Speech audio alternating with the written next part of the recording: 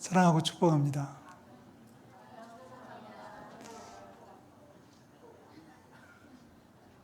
한 번 더 하겠습니다. 이렇게 하세요. 아멘 하시면 돼요. 사랑하고 축복합니다. 맞습니다.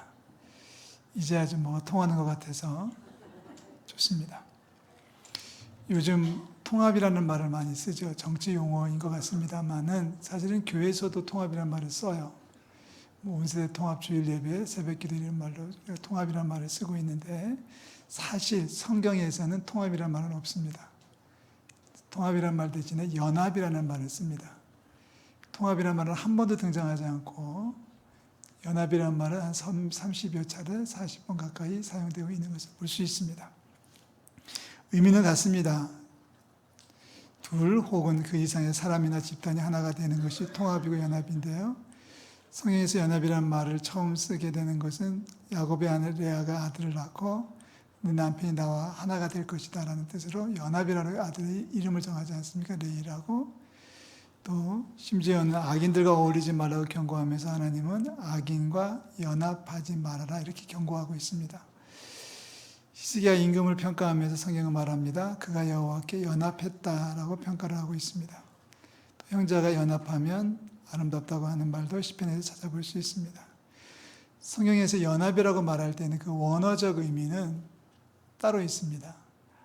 강력 접착제로 꽉 붙여서 절대로 떼려야 뗄 수 없게 만드는 것이 연합입니다.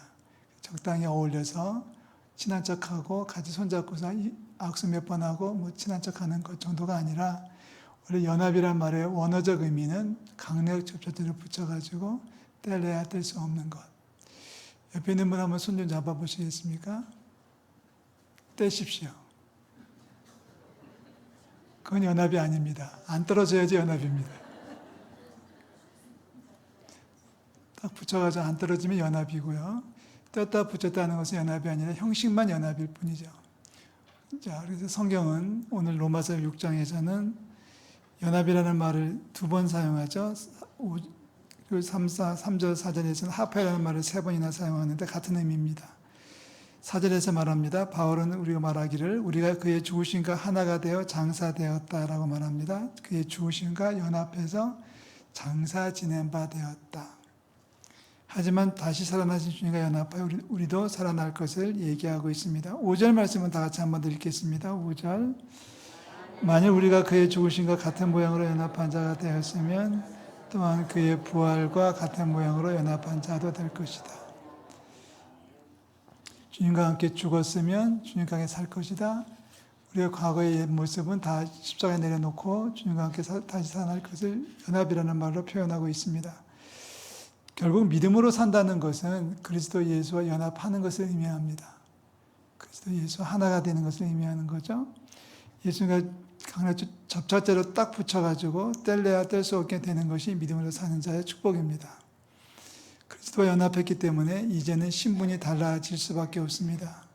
전에는 죄와 허물로 죽을 수밖에 없었지만 그리스도와 연합했기 때문에 이제는 주님과 함께 들림받아서 하늘에 올라가게 될 줄로 믿습니다. 아멘. 신분이 달라지는 거예요. 신분이 달라지는 거. 지금까지는 죄와 허물로 죽을 수밖에 없는 죄인이었지만 주님과 연합했기 때문에 모든 죄와 허물은 십자가에 내려놓고 주님께서 다시 살아나시는 것처럼 우리도 다시 살아나서 하나님 나라의 영광을 들려 올라가게 될 줄로 믿습니다. 그래서 고린도후서에서 사도 바울은 말하죠. 그런즉 누구든지 그리스도 안에 있으면 새로운 피조물이라 이전 것은 지나갔으니 보라 새 것이 되었도다. 내가 정말 예수를 잘 믿는지 구원받은 믿음이 있는 건지를 물어보는 질문을 많이 받는데요. 그 대답할 수 있는 말 가운데 하나가 예수 믿고 변한 게 좀 있어요? 라고 물어봐요. 그때 묻죠. 예수 믿기 전과 예수 믿은 다음에 달라진 게 하나도 없다면 잘못 믿는 겁니다. 예수 믿기 전에 욕을 바가지로 썼던 사람이 예수 믿고 나면 욕을 안 해야 되고요. 예수 믿기 전에 도박했던 사람은 예수 믿은 다음에 도박을 끊어야 되는 거고요. 예수 믿기 전에 놀러 가기를 좋아했던 사람은 이제는 예수 믿고 난 다음부터는 하나님 앞에 예배하는 것을 최고의 가치로 여기는 것이 믿는 자의 모습입니다. 또 하나 예수 그리스도와 연합한 성도에게 주어지는 축복이 있다면 그것은 이제부터는 내 힘과 능력으로 사는 게 아니라 예수 그리스도의 능력으로 살아간다는 겁니다. 예수 그리스도의 힘과 능력으로 살아가는 거죠.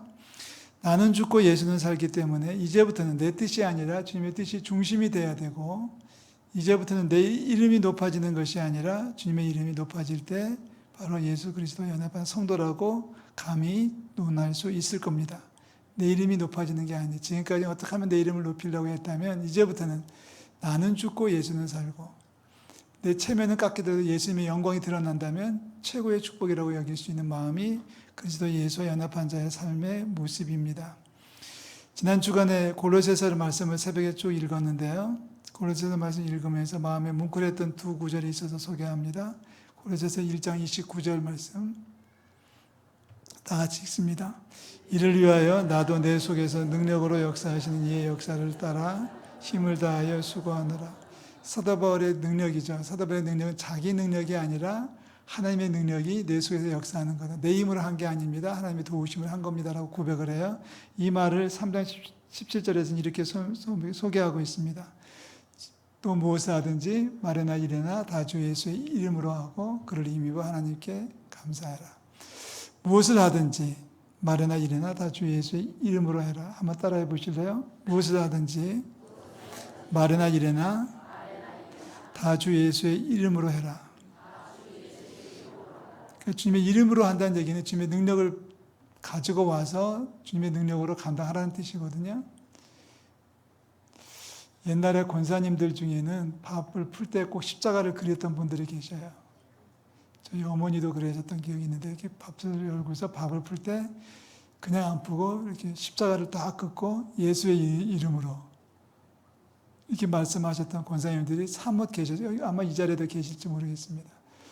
어떤 장로님은 같이 배구를 했는데 배구를 서브를 넣으면서 꼭 하시는 말, 예수의 이름으로 서브를 넣는다 받아라 이래가지고 받기가 좀 민망해서 저도 예수의 이름으로 해가지고 같이 싸웠던 적이 있습니다. 말이나 일이나 무엇을 하든지 하나님의 능력으로 그리스도 예수의 이름으로 감당하라고 말할 때 떠오르는 인물이 두 사람이 있습니다. 첫 번째 인물은 구약에서는 다윗입니다. 다윗이 골리앗 장군을 넘겨뜨리는 죽이는 장면은 정말 신이 나는 장면이긴 합니다만은 사실 그게 불가능했거든요. 다윗은 아직 전쟁터에 불려나갈 수 있는 나이가 안 됐기 때문에 전쟁터에 징집되지 않았습니다.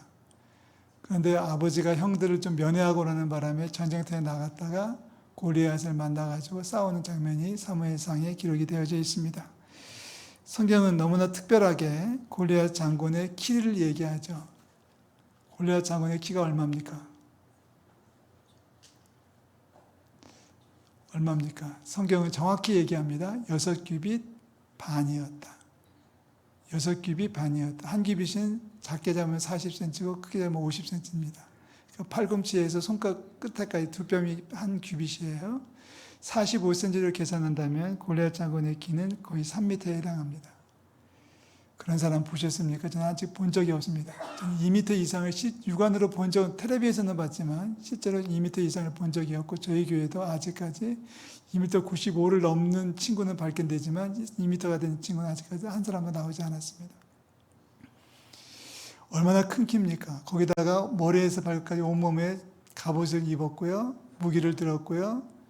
훈련을 받은 장군입니다. 그런 장군 앞에 1대1로 싸운다는 것은 불가능하지 않습니까? 다들 도망가고 있을 때에 다윗이 당당하게 골리앗 장군 앞에 서서 이야기합니다. 다윗은 무기도 없어요. 갑옷도 입지 않았어요. 어린애였습니다. 싸울 줄 한 번도 싸워본 적이 없습니다. 그런데 다윗은 골리앗 장군 앞에 서가지고 당당하게 선포하며 나아갑니다. 사무엘상 17장 말씀 45절 말씀을 읽어봅니다. 다윗이 블레셋 사람에게 이르되 다 같이요. 너는 칼과 창과 단창으로 내게 나아오거니와 나는 만군의 여호와의 이름 곧 내가 모욕하는 이스라엘 군대의 하나님의 이름으로 내게 나아가노라. 다윗은 지금 무기도 없고 아무것도 없었지만은 하나님의 이름으로 여호와의 이름으로 너한테 또 상대한다고 지금 선포를 하고 있습니다. 하나님과 동행하는 다윗의 모습을 정확히 표현해 주고 있고요. 그리고 이 모습을 신약적 용어로 표현하면 여호와께 하나님께 그리스도에게 연합한 자라고 말해도 무관할 것입니다. 신약으로 넘어옵니다. 신약성경에서 또 한 사람 베드로를 이야기할 수 있습니다. 사도 베드로 역시 아무것도 가진 것이 없지만은 나사렛 예수의 이름으로 일을 하고 있는 모습을 사도행전 3장에서 발견하죠. 하루는 베드로가 동료 요한을 데리고 성전으로 올라가고 있었습니다.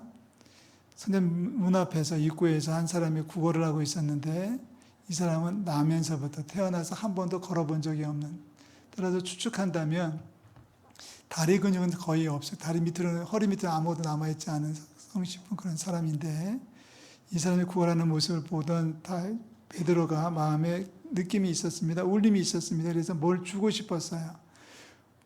불쌍한 사람이 도와달라고 하니까 뭘 도와주고 싶은 마음이 있었는데 안타깝게도 베드로에게는 가진 것이 하나도 없었습니다. 그런데 주고는 싶어요. 주고는 싶은데 줄 게 아무것도 없었던 베드로가 이렇게 선포합니다. 사도행전 3장 6절에 이렇게 얘기하죠. 다 같이 읽어봅니다. 베드로가 이르되 은과 금은 내게 있는 이것을 내게 주느니 나사렛 예수 그리스도의 이름으로 일어나 걸으라. 줄 게 아무것도 없지만 일어나 걸으세요라는 말을 하면은 세상적인 축복이고 그냥 사랑의 표현일 수밖에 없지만 베드로는 정확히 고백합니다. 나사렛 예수 그리스도의 이름으로 일어나 걸으라. 말을 하든지 무엇을 하든지 다 그리스도 예수 이름으로 하라고 했던 사도 바울의 고린도서의 말씀이 그대로 실현되고 있는 한 장면인 것입니다. 단언컨대 베드로는 예수 그리스도에 연합한 사람이었기에 충분하고요. 그래서 무슨 일을 하든 무슨 말을 하든 예수 그리스도의 이름으로 행동했던 하나님의 사람이었습니다. 성도 여러분, 무슨 일을 하든 그리스도 예수의 이름으로 감당하는, 그리스도 예수의 능력으로 지혜로 감당하는 우리 모든 성도들 되시기를 축복합니다. 자, 여기까지 이야기하고 마치면 이렇게 질문하는 분들이 나올 것 같아요. 말만 하면 다 되는 겁니까? 가만히 서 있으면 되는 겁니까? 아까 우리가 교도문 읽었을 때 시편에서도 얘기하죠. 너희는 가만히 서서 요약해서 싸우시는 모습을 봐라. 거기서 가만히 서서 있으라는 얘기는 불평하거나 원망하거나 두려워하지 말라는 뜻이지 손 내리고 아무것도 하지 말라는 뜻은 아니에요. 자, 보세요. 베드로 얘기 다시 꺼냅니다. 베드로가 안진뱅이, 남에서부터 한 번도 걸어보지 못한 사람을 일으켜 세우는데 말만 가지고 한 것이 아닙니다. 사도행전 3장에 보면은 베드로가 나사렛 예수 그리스도의 이름으로 일어나 걸어라 하고 명령한 다음에 놀랍게도 움직이고 행동하기 시작합니다. 안진병의 오른손을 잡아서 일으켰다는 거예요. 이게 중요합니다. 말만 가지고 다 끝나는 아무것도 아닙니다. 말은 누구나 할 수 있지만 예수 그리스도 이름으로 행동할 수 있을 때 하나님께서 기적을 베풀어 주시는 줄로 믿습니다. 예수 그리스도 이름으로 일어나 걸으라고 했고 동시에 안진병의 오른손을 잡아 일으키는 베드로의 모습이 저와 여러분들의 모습이 되기를 축복합니다. 말만 하지 말고 행동으로 옮겨지는데 그 행동이 믿음으로 감당하는 행동이 될 때 주님께서 기적을 베풀어 주실 줄로 믿습니다. 자, 다윗은 어떻습니까? 다윗은 골리앗을 향해서 여호와의 이름으로 선포하죠. 당신은 덩치도 크고 요란하게 무장도 있고 싸움도 잘하지만 나는 여호와의 이름으로 당신하고 싸울 거요. 나오시오 하고서 골리앗 장관에게 맞짱 뜨는 다윗의 모습은 용기입니다. 그런데 다윗이 말만 했습니까? 그렇게 말하고 도망쳤습니까? 아닙니다. 다윗은 이미 시냇가에 내려가서 매끄러운 돌을 5개나 호주머니에 주머니에 떠 가지고 왔던 차였습니다. 준비를 하고 있는 거예요. 그리고 골리앗 장군이 성검성 앞으로 다가오니까 그것을 물매에 메어 가지고 그 돌을 하나 던졌더니 던져진 돌이 정확하게 골리앗 장군 이마에 박혀가지고 골리앗이 쓰러졌다는 겁니다. 자, 여기서 다윗은 돌을 던졌다는 게 중요합니다. 우리가 그렇게 기도할 수 있어요. 그리스도 예수 이름으로 명하느니 골리앗 장군아 죽어라 이렇게 말할 수 있는데 다윗은 그렇게 명령하지 않아요. 싸우겠다는 거지 나는 손 내리고 가만히 있으면서 구경만 하겠다는 뜻은 절대 아닙니다. 우리가 아플 수 있어요. 아플 수 있습니다. 그런데 아프다고 해서 기도만 하면 되는 게 아니라 수술도 받을 때 받고 치료도 받고 약도 먹어야 되는 것이 당연합니다. 아멘. 공부하는 학생이 공부 안 하고 대학에 붙여주실 줄로 믿습니다만 하면 하나님께서 화가 나실 겁니다. 너는 뭐하고? 저희 아버님이 잘 쓰였던 말이 너는 뭐하고 앉아있니? 공부 안 하고. 그 말이죠. 사업하는 분이 마찬가지입니다. 사업이 잘 될 줄로 믿습니다. 주님의 영광이 될 줄로 믿습니다라고 기도는 세게 했지만은 기도만 할 뿐이지 아침에 가게도 열지 않는다면 사업이 성공하겠습니까? 믿음도 마찬가지죠. 주님 믿음 주시옵소서라고 기도했다면 믿음을 받을 수 있는 준비를 해야 되는 겁니다. 절대로 바울은 그렇게 얘기했습니다. 무엇을 하든지 말하나 일어나 주 예수의 이름으로 하고라고 말했죠. 그 말 잘 보시면 무엇을 하든지 말을 하든지 일을 하든지 선포만 하세요가 아니라 주 예수의 이름으로 하고예요. 뭐라고 해요? 일도 하고 말도 하고 행동도 하고 움직이고 예수의 이름으로 역사할 때 주님께서 큰 은혜를 더해 주실 줄로 믿습니다. 많은 사람들이 착각하는 게 있어요. 말만 하면 되냐고 물어요. 저희 고등학교 때 저희 선생님 한 분이 수업 시간에 갑자기 저를 이렇게 세우더니 물었습니다. 야, 누구야 일어나 봐. 한단 말이 우리 와이프가 그러는데 기도만 하면 다 된다는데 기도만 하면 되냐 이렇게 물어보셔가지고 대표로 저한테 물어보셔서 이제 대답을 했습니다. 기도하면 일하라는 말씀도 주실 거예요. 제가 대답을 쏙 잘했죠. 선생님 기도하면 일할 수 있는 능력을 주셔서 그 능력으로 일하면 하나님께서 감당할 수 있도록 도와주실 줄로 믿습니다. 이거는 지금의 제 표현이고 그때 당시는 기도하면 주님이 다 해주실 거라고 저도 대들었는데 갑자기 그 선생님이 보고 싶어집니다. 작년에 돌아가시는 연락을 받았는데 네.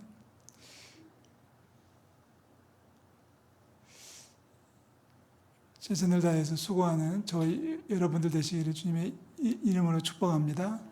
다윗도 그랬고 베드로도 그랬고 말만 하지 않았어요. 말을 했는데 말한 다음에 예수의 이름으로 행동했습니다. 이게 필요한 겁니다. 근데 우리는 지금 두 가지를 다 해야 돼요. 예수의 이름에 의지하는 법도 배워야 되고 예수의 이름으로 행동하는 법도 배워야 되고 행동해야 되고 한 가지만 해서 안 됩니다. 말만 해서 안 됩니다. 말 없이 행동해서 안 됩니다. 말도 하고 행동도 하고 따라 하실래요? 말도 하고 행동도 한다. 우물우물하지 마시고 정확하게 말도 하고 행동도 한다. 실제로 그렇습니다. 많은 사람들이 말을 안 해요. 속으로 생각합니다. 그런데 말을 하라는 거예요. 예수의 이름으로 내가 감당합니다. 내가 갑니다.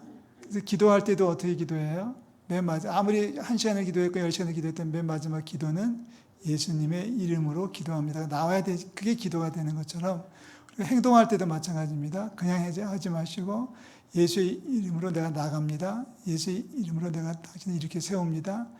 예수의 이름으로 공부합니다. 예수의 이름으로 약을 먹습니다. 약 하나 먹을 때 또 직장에 출근할 때 예수의 이름에 의지해서 나아가시면 주님께서 도와주실 줄로 믿습니다. 자, 이제 옛사람들 다 내려놓으십시오. 과거의 경험들, 죄와 허물, 약함과 상처들 십자가에 내려놓고 못을 받기를 주의 이름으로 축복합니다. 과거에 좋지 못한 습관들, 부정적인 기억들, 실패했던 상처 등등 이 모든 것이 예수 그리스도의 십자가에 내려놔야 될 것입니다. 오늘 사도 바울은 로마서 6장에서 정확히 얘기하죠. 그와 함께 장사되었다. 우리 옛사람을 장사 지내는 겁니다. 주님께서 십자가에 죽으시는 것처럼 우리의 모든 과거의 옛 모습을 십자가의 못을 박아서 다 내려놓는 것이고요. 다 죽는 것이고요. 하지만 주님이 사흘 만에 다시 살아나신 것처럼 우리도 살아날 줄로 믿습니다. 살아날 때는 좀 새 모습으로 나와야 되겠죠. 옛날의 모습. 십자가의 못을 박았다고 해놓고 다시 그걸 다 추스려가지고 다시 끌고 올라오는 것이 아니라 이제는 새 마음으로, 새 정신으로, 새 각오로, 새 용기로, 새 도전하는 마음을 가지고 하나님 앞에 도전하고 나아가면 주께서 도와주실 줄로 믿습니다. 기억하십시오. 이제는 내 힘이 아니라 주님의 능력으로 넉넉히 승리할 줄로 믿습니다. 이제는 내 이름이 높아지는 것이 아니라 그리스도 예수의 이름이 높아지도록 인생을 설계하시고 나아가시기를 주의 이름으로 축원합니다. 내 이름이 높아지면 안 돼요. 주님의 이름이 높아져야 되고 주님이 자랑이 되어야 되는 것을 기억해 주시고요. 그리스도 예수와 연합한 자가 돼서 세상을 넉넉히 이기는 놀라운 축복이 우리 가운데 있기를 우리 주님의 이름으로 축원합니다. 기도하겠습니다. 하나님 아버지, 전에는 죄와 허물로 죽을 수밖에 없는 저희들이었지만 이제는 주님